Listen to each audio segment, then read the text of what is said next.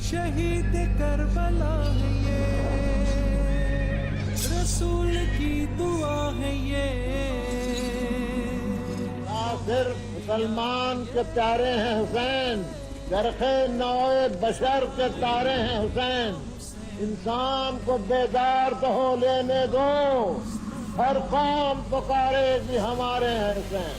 حسین منی و انا من الحسین، حسین منی و انا من الحسین۔ ایک بار پھر آپ کو خوش آمدید۔ محرم الحرام کی خصوصی نشریات ہمارے حسین کے ساتھ میں حاضر خدمت ہوں۔ دو ممتاز شخصیات ہمارے ساتھ موجود۔ پہلی شخصیت حافظ احمد یوسف صاحب، ممتاز اسکالر، آپ کو خوش آمدید، السلام علیکم۔ دوسری شخصیت محترمہ شیلا عباس صاحبہ، ممتاز اسکالر، آپ کو بھی خوش آمدید، السلام علیکم۔ ناظرین کرام، آئیے ذرا اپنی اپنی عقیدتوں کو مجتمع کرتے ہیں اور ایک ایسی بارگاہ میں چلتے ہیں جو بارگاہ بی بی شہر بانو سلام اللہ علیہا کے لخت جگر کی ہے، جو سید العابدین ہیں، سید الساجدین ہیں، انہیں دنیا انتہائی احترام سے اپنے سروں کو جھکا کر امام زین العابدین علیہ السلام کے نام سے یاد کرتی ہے۔ یعنی میں کہوں تو غلط نہ ہوگا کہ صبر جن کی دستار بن گئی، علم و عمل جن کا امامہ بن گیا، شجاعت و بہادری جن کی شناخت بن گئی، استقامت جن کا عصا بن گیا، اور یوں کہیے کہ سخاوت جن کا حوالہ بن گئی، سجدے جن کا تعارف بن جاتے ہیں، راتوں کا قیام جن کی پہچان بن جاتی ہے، روزے جن کا شوق بن جاتا ہے، معاف کرنا جن کا وصف بن جاتا ہے، قربانی جن کی شان بن جاتی ہے، اور حلم، تدبر، تفکر اور برداشت جن کا حوالہ بن جاتا ہے، وہ کوئی اور ہستی نہیں ہے۔ ان تمام اخلاقی اقدار کی اعلیٰ ترین مثالوں کو آپ مجتمع کیجئے، مرقع کیجئے، مرصع کیجئے تو ایک شکل بنتی ہے، وہ شکل امام زین العابدین علیہ السلام کی ہے۔ میں بلا تمثیل بات عرض کروں آپ کو صاحب، اور بات کو سمجھنے کی کوشش کیجئے گا۔ یہ کہہ دینا بہت ہی عام سی آسان سی بات ہے کہ امام زین العابدین علیہ السلام کربلا میں موجود تھے، بیمار کربلا تھے، کم و بیش 25 برس آپ کی عمر تھی، لیکن اس بات کی قیامت خیزی کو آپ سمجھ سکتے ہیں؟ ہم سمجھ سکتے ہیں کہ وہ قیامت خیزی کیا تھی؟ بلا تمثیل آپ کو بتلاتا ہوں۔ کسی شخص کے آگے آپ اس کے بچے کو ذبح کر دیجئے، کسی شخص کے آگے آپ اس کے بھائی کو ذبح کر دیجئے، خدا نخواستہ کسی بچے کو آپ یہ بتلائیے کہ تمہارے سامنے تمہارے بابا جان کو ذبح کر دیا جائے گا معاذ اللہ، یا کسی سے یہ کہیے تمہارے سامنے تمہارے خانوادہ کو ذبح کر دیا جائے گا، یا ایکسیڈنٹلی جو ہے وہ کوئی کسی کے سامنے اگر یوں کہیے کہ اپنا مر جائے، تو وہ جو ٹراما ہوتا ہے نا، اس ٹراما کو وہ شخص برداشت نہیں کر سکتا کہ میرے سامنے میرے بھائی کو ذبح کر دیا گیا، میرے سامنے میرے باپ کو ذبح کر دیا گیا، میرے سامنے میرے خانوادے کو ذبح کر دیا گیا۔ وہ انسان پوری زندگی نفسیاتی مریض بن کے رہ جاتا ہے کہ اس غم کو، اس تکلیف کو کبھی بھلا نہیں پاتا۔ ہمیشہ جب بھی وہ منظر اس کے سامنے آئے گا، یقیناً وہ اس کو یاد کرے گا۔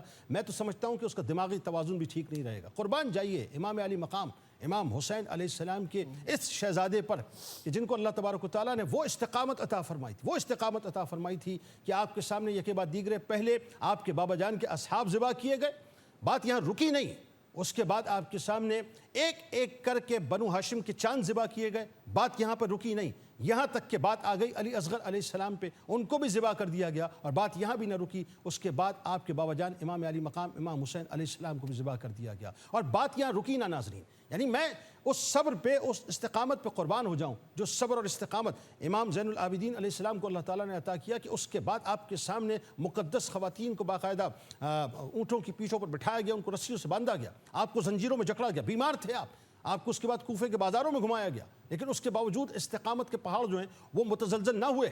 پھر کیفیت یہ تھی کہ آپ کو ابن زیاد کے ظلمت قدے میں، دربار نہیں کہتا میں، دربار اچھوں کی نسبت بھی ہوتی ہے، ظلمت قدے کے اندر لے جایا گیا، اس کے باوجود استقامت کے جو پاؤں تھے وہ کسی طور سے بھی متزلزل نہ ہوئے، یہاں تک کہ آپ کو پھر شام کی طرف لے جایا گیا، اور جس وقت یزید کے ظلمت قدے میں آپ کو پیش کیا گیا، یعنی آپ تشریف لائے، پیش کیا گیا آپ تشریف لائے، اور آپ کو یاد ہے ناظرین کہ جس وقت آذان گونجی تھی، تو آذان میں جب اشہد ان محمد رسول اللہ صلی اللہ علیہ وآلہ وسلم کی صدائیں گونجی تھی، مکر و فریب کا جو پردہ اس کے چہرے کے اوپر پڑا ہوا تھا، جس وقت آپ نے اس کو نوچا ہے، یعنی آپ نے بتلایا کہ یہ دیکھ، یہ جو اب صدا گونجی ہے اللہ اکبر کی، اور یہ جو اشہد ان محمد رسول اللہ صلی اللہ علیہ وآلہ وسلم کی صدا گونجی ہے، یہ کس کے نانا جان ہیں؟ بس یہ ہیں امام زین العابدین علیہ السلام، کہ جنہوں نے ساری صحبتوں اور تکالیف کو، یوں کہیے، مجھے کہنے دیجئے جملہ، کہ 1 نہیں، 2 نہیں، 3 نہیں، 4 نہیں، 5 نہیں، 6 نہیں، بلکہ 72 کربلائیں اپنے سینے پر آپ نے سہی ہیں، اپنی آنکھوں میں محفوظ کی ہیں، اور اس کے بعد آپ شام میں جب یزید کے ظلمت قدے میں پہنچتے ہیں تو آپ اس کے پردے کو، اس کے مکر و فریب کے، اس کی سازش کے پردے کو مکمل طور پہ چاک کر دیتے ہیں۔ آغاز کرتے ہیں امام زین العابدین علیہ السلام، آغاز فرمائیے۔ بسم اللہ الرحمن الرحیم۔ علی بن حسین بن علی رضوان اللہ تعالیٰ علیہم اجمعین۔ امام حسین کی اولاد کے بارے میں آتا ہے کہ آپ کی 6 بیٹے اور بیٹیاں تھیں، ان میں سے ایک حضرت امام زین العابدین رضی اللہ تعالیٰ عنہ تھے، اور یہ علی الاوسط بھی انہیں کہا جاتا ہے۔ اچھا، امام زین العابدین کے بارے میں ہم یہ کہہ سکتے ہیں کہ انا اعطیناک الکوثر، کہ اے محبوب ہم نے آپ کو کثرت عطا فرمائی۔ تو یہاں اولاد کی بھی کثرت ہے نا، تو ظاہر ہے کہ امام حسین کی جو پھر اولاد چلی اور اس میں جو کثرت آئی ہے، اس کا ذریعہ امام زین العابدین رضی اللہ تعالیٰ عنہ بنے ہیں۔ امام زین العابدین کے اگر ہم کردار کو دیکھیں اور ان کی خصوصیات کو ہم دیکھیں تو سب سے پہلا شرف تو آپ کو یہ ملا کہ 36 ہجری میں اس کے اراؤنڈ آپ کی ولادت ہوتی ہے، تو آپ حضرت علی المرتضیٰ کی صحبت بھی پاتے ہیں، ان سے بھی آپ جو ہے وہ فیض حاصل کرتے ہیں۔ پھر اسی طرح جو ہے وہ کبار صحابہ، جن میں حضرت عبداللہ بن عباس ہیں، حضرت عبداللہ بن عمر ہیں، حضرت انس ہیں، اس طرح یہ بڑے صحابہ سے بھی آپ نے جو وہ فیض حاصل کیا۔ صرف یہی نہیں بلکہ امہات المؤمنین سے بھی آپ نے فیض، حضرت عائشہ ہیں، حضرت صفیہ ہیں اور دیگر امہات المؤمنین، ان سے بھی آپ نے فیض حاصل کیا۔ اور اپنے والد یعنی امام حسین رضی اللہ تعالیٰ عنہ سے امام زین العابدین نے 100 سے زائد احادیث روایت کی ہیں۔ کربلا کے میدان کی اگر بات کی جائے تو امام زین العابدین سب جانتے ہیں کہ اس وقت بیمار تھے، لہٰذا آپ جنگ میں شریک نہ ہوئے، اور پھر جب آپ ابن زیاد کے ظلمت قدے میں جب آپ تشریف لے گئے تو وہاں کیا ہوا، ابن زیاد نے آپ سے پوچھا کہ آپ کون ہیں، تو آپ نے بتایا میں علی بن حسین ہوں۔ تو ابن زیاد نے تنزیہ کہا کہ کیا علی قتل نہیں کر دیے گئے؟ تو امام زین العابدین نے اسے جواب دیا کہ وہ میرے بڑے بھائی علی اکبر ہیں اور وہ شہید ہوئے ہیں۔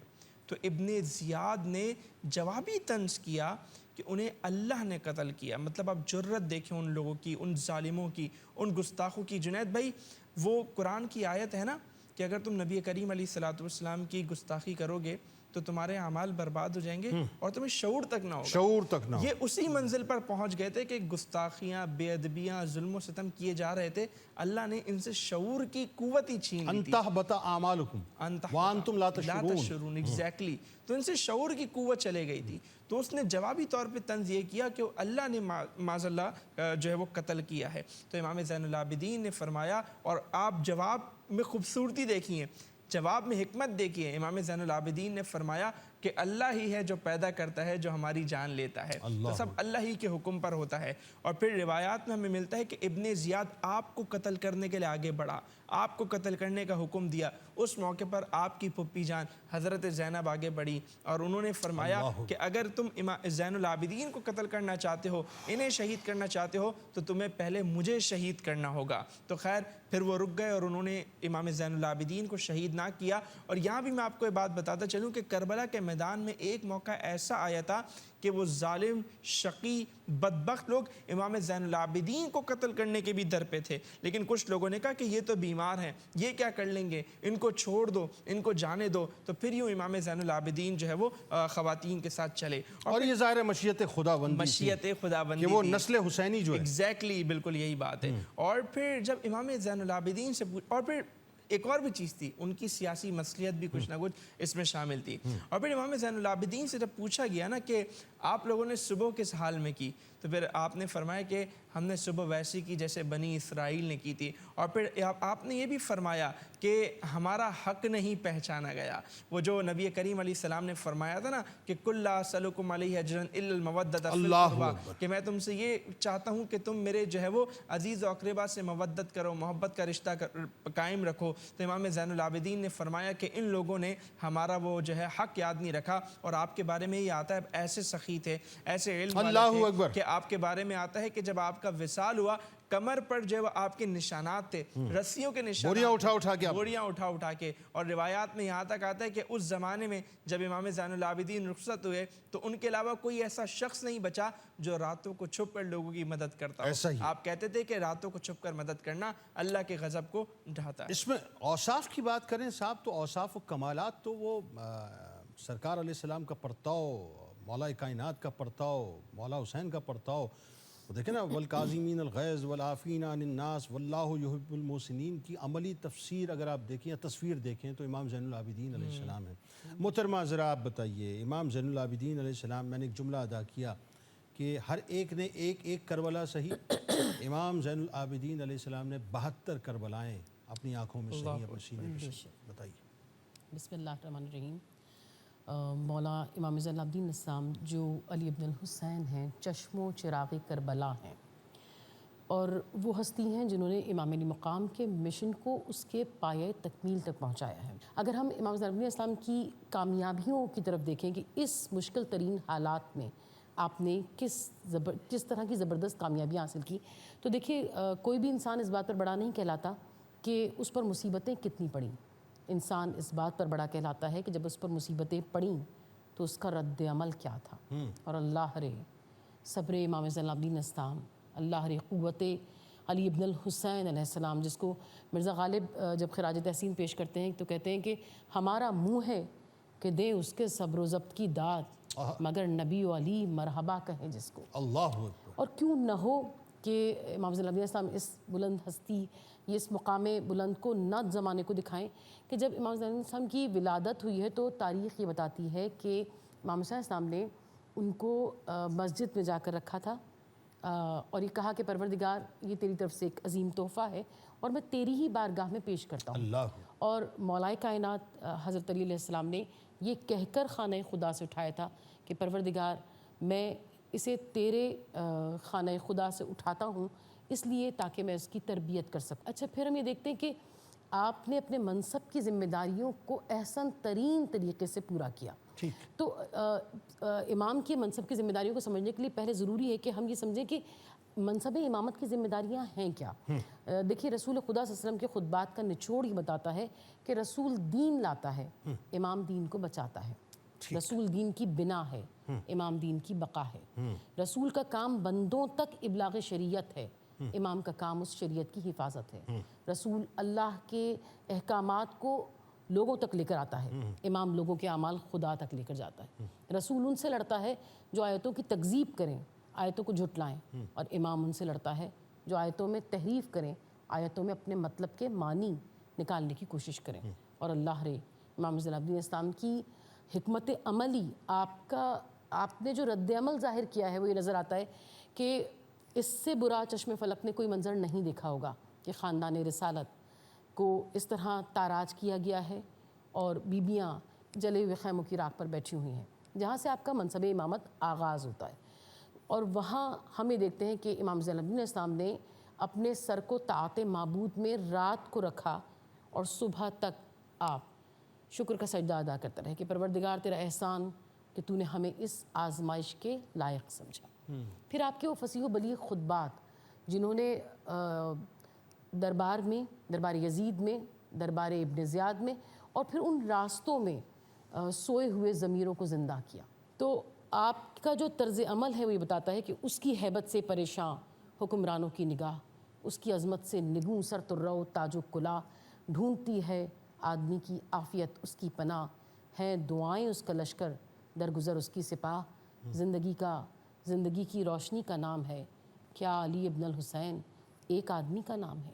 کیا ایک آدمی کے کلیجے میں اتنی وسعت ہو سکتی ہے جو سید سجاد کے کلیجے میں ہے؟ جو زخم آپ نے دیکھے ہیں وہ چشم فلک نے اس سے پہلے نہیں دیکھے۔ اب ذرا آخر میں یہ بتا دیجئے کہ امام زین العابدین علیہ السلام، ظاہر ہے جیسا کہ میں نے آپ کو کہا کہ کوئی عام سا آدمی نا بلا تمثیل میں بات عرض کر رہا ہوں تو وہ نفسیاتی مریض ہو جائے، وہ زندگی بھر اس ٹراما سے نکل ہی نہیں سکتا، بجائے اس کے کہ آپ نے اپنے سامنے سب کچھ کٹتے ہوئے دیکھا ہے۔ اس کے باوجود آپ یہ دیکھیے کہ اس کے بعد جو آپ کی 35 برس کی ظاہری تبلیغی عمر ہے، اس میں آپ نے جس انداز سے مشن مصطفی کو آپ نے آگے کیری آن کیا ہے اور جس طرح سے رسول کریم صلی اللہ علیہ وآلہ وسلم کے دین کے کام کو آگے بڑھایا ہے، وہ خود اپنی جگہ ایک مثال ہے کہ تحمل بھی ہے، بردباری بھی ہے، حلم بھی ہے، علم بھی ہے، اور اس کے بعد پھر وہ جو آپ کی دیگر اوصاف ہے، چاہے وہ سخاوت کی بات کریں، چاہے وہ ایثار کی بات کریں، چاہے وہ عفو و درگزری کی بات کریں، وہ اپنی جگہ ہیں۔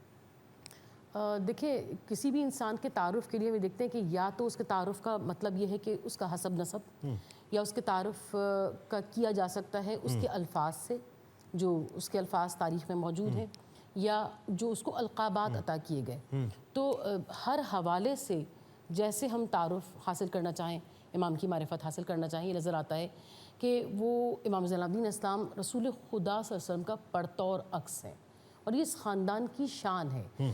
جیسے عام آدمی کے لیے سانس کے بغیر، سانس لیے بغیر زندگی کا تصور نہیں ہے، اسی طرح امام علی مقام کے لیے بغیر عبادت زندگی کا کوئی تصور نہیں ہے. اسی لیے آپ سید الساجدین ہیں، زین العابدین ہیں.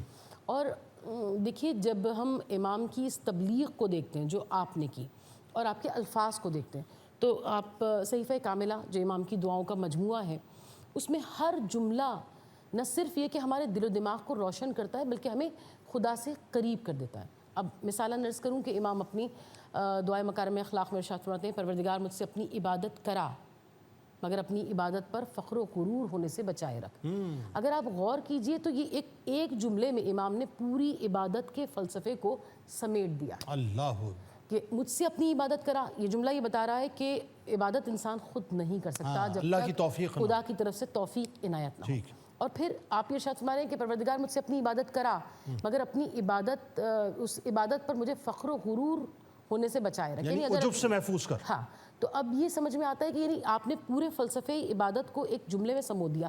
جب آپ کے الفاظ میں خدا نے یہ اثر رکھا ہے اور آپ کی شخصیت یہ ہے کہ آپ کا ایک جملہ بھٹکے ہوئے ذہنوں کو راہ راست پر لے آتا ہے، اللہ پوری عبادت کے فلسفے کو روشن کر دیتا ہے. یعنی اگر میں اپنی عبادت کو پر ناز کرنا تو دور کی بات ہے، اگر بار بار یاد بھی کروں تو اس کا مطلب میں نے اپنی عبادت کو اکارت کر دیا. ایسا ہی یہ امام نے ایک جملے میں اس پوری عبادت کو بیان کر دیا. تو جس کا ایک جملہ یہ بیان کر رہا ہے اس کا طرز عمل خود کیا ہوگا. سبحان. جیسے کہ بھائی نے بیان کیا ابن زیاد کے دربار میں کہ کس طرح سے ہوا، ایسے ہی دربار یزید میں آپ کو نہیں چاہا جا رہا تھا کہ آپ خطبہ دیں، اور یزید یہ چاہتا تھا کہ امام خاموش رہے، کیونکہ یزید تو جانتا ہے کہ یہ کس خاندان کے چشم و چراغ ہے، تو وہ نہیں چاہتا تھا. لیکن آج بھی وہ لکڑی کا ممبر موجود ہے جہاں امام نے خطبہ دیا ہے، جہاں امام نے احقاق الحق کیا ہے.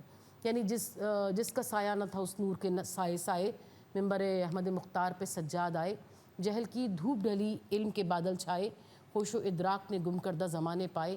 وارث علم فصاحت کے گوہر رولتے تھے، یا پسے پردہ سجاد علی بولتے تھے. پھر یہ ارشاد کے محبوب احد کس کے ہیں، جن کا ہے نام اذانوں میں وہ جد کس کے ہیں.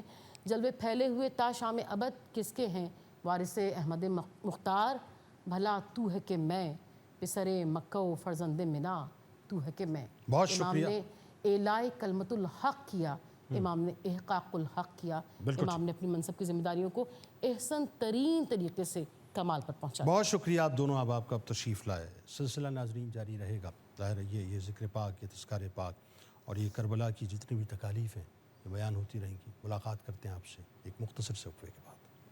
قول پاک رسول اکرم